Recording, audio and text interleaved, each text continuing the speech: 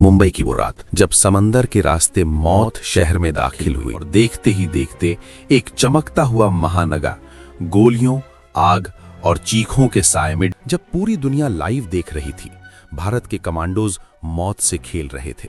रात करीब 8:10। अरब सागर में हल्की लहरें उठ रही थीं, लेकिन उन लहरों के पीछे छिपा था एक तूफान। पाकिस्तान से आए 10 आतंकी एक ट्रॉलर के जरिए भारतीय सीमा में दाखिल हो चुके थे। उनका मिशन साफ था, मुंबई को खून से भर देना। उन्होंने सबसे पहले एक भारतीय फिशिंग बोट कुबेर को हाईजैक किया, उसके क्रू को बेरहमी से मार दिया और फिर छोटे छोटे इन्फ्लेटेबल बोट्स में बैठकर मुंबई के कोलाबा इलाके में उतर गए। उस वक्त मुंबई अपनी रोजमर्रा की जिंदगी में व्यस्त थी। लोगों को बिल्कुल अंदाजा नहीं था कि अगले कुछ घंटों में क्या होने वाला है। रात 9 बजे के आसपास पहला हमला हुआ। छत्रपति शिवाजी टर्मिनस, हजारों लोगों से भरा हुआ स्टेशन।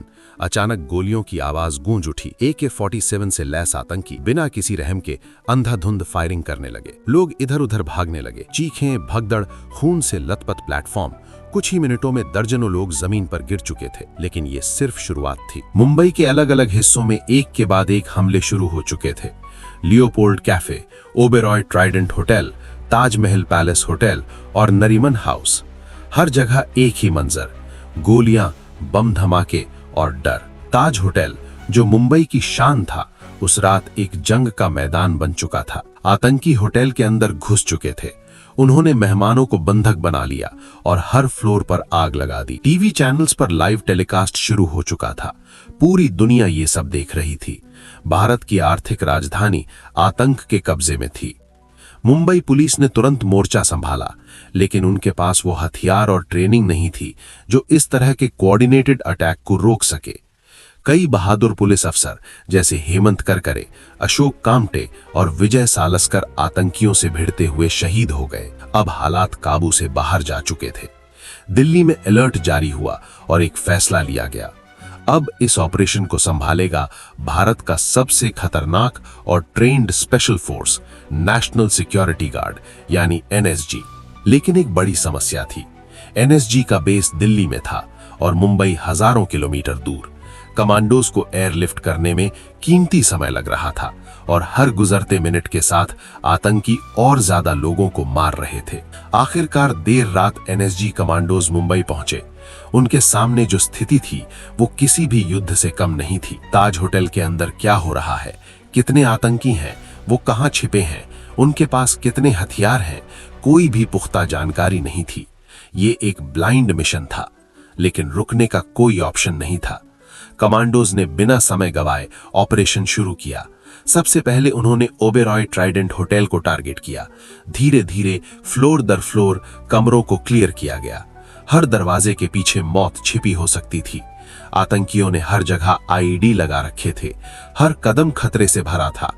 करीब 2 दिन तक चले इस ऑपरेशन के बाद ओबेरॉय को आखिरकार क्लियर कर दिया गया। सभी आतंकियों को मार गिराया गया। लेकिन असली जंग अभी बाकी थी। ताज होटल, ये सबसे मुश्किल और खतरनाक ऑपरेशन था।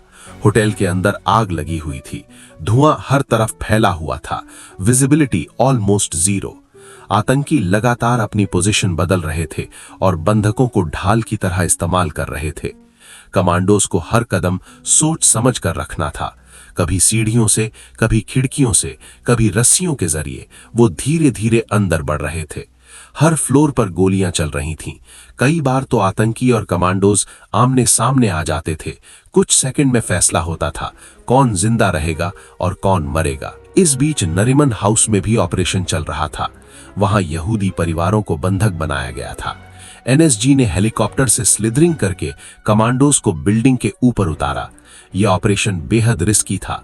कमांडोज को ऊपर से नीचे की तरफ क्लियर करना था और हर कमरे में घुसकर आतंकियों को खत्म करना था। आखिरकार घंटों की लड़ाई के बाद नरीमन हाउस भी क्लियर कर दिया गया, लेकिन ताज होटल अभी भी जल रहा था। आखिरी आतंकी होटल के अंदर छिपे हुए थे और लगातार फायरिंग कर रहे थे। तीसरे दिन यानी लगभग 60 घंटे बाद NSG कमांडोज ने ताज के आखिरी हिस्से में एंट्री की। एक एक कमरे को क्लियर करते हुए आखिरकार उन्होंने आखिरी आतंकी को भी मार गिराया और उसी के साथ ऑपरेशन ब्लैक टॉर्नेडो खत्म हुआ। मुंबई आखिरकार आजाद हो चुका था, लेकिन इसकी कीमत बहुत भारी थी। 160 से ज्यादा लोग मारे गए, सैकड़ों घायल हुए और पूरा देश सदमे में था। लेकिन इस ऑपरेशन ने एक चीज साबित कर दी, जब हालात सबसे खराब होते हैं, जब दुश्मन हर तरफ से घेर लेता है, तब भी भारत के कमांडोज पीछे नहीं हटते। बिना पूरी जानकारी के, बिना डरे वो सीधे मौत के मुंह में घुस जाते हैं और जीत कर ही वापस आते हैं। ये सिर्फ एक ऑपरेशन नहीं था, ये था हिम्मत का, बलिदान का और उस जज्बे का जो किसी भी कीमत पर अपने देश को बचाने के लिए तैयार रहता है।